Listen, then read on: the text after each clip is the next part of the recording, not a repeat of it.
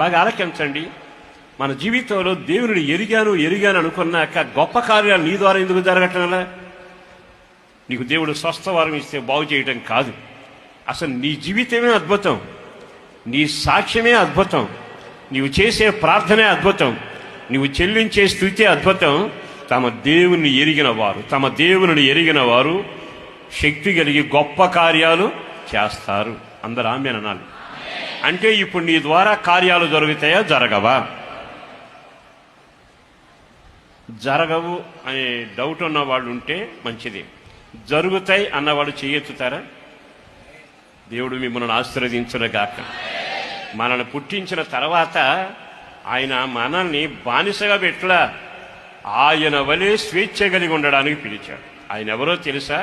మనల్ని స్వాతంత్రానికి నడిపించాక నేను చేసిన కార్యాల కంటే మీరు మరిన్ని గొప్ప కార్యాలు చేస్తారు. బైబిల్లో రాసిన మాటేగా, దేవుడు అన్నమాట అది. ఏమోలే ప్రభు అని మేము ఎక్కడ చేస్తాం, కానీ నువ్వే చేసుకుంటా ఉండు, నీ వెనక చప్పట కొడతావు అనబాకండి.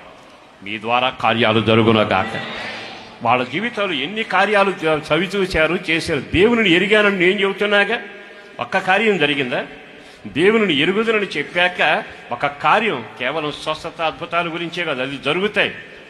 నాస్తికుడికి జరుగుతాయి, ఆ మన్ను నమ్మిన వాళ్ళకు కూడా కార్యాలు జరుగుతాయి. కానీ నీలో జరగవలసిన అద్భుతమైన కార్యాలు ఏమిటో తెలుసా? ప్రజలు నీ వెలుగు చూచుదురుగాక.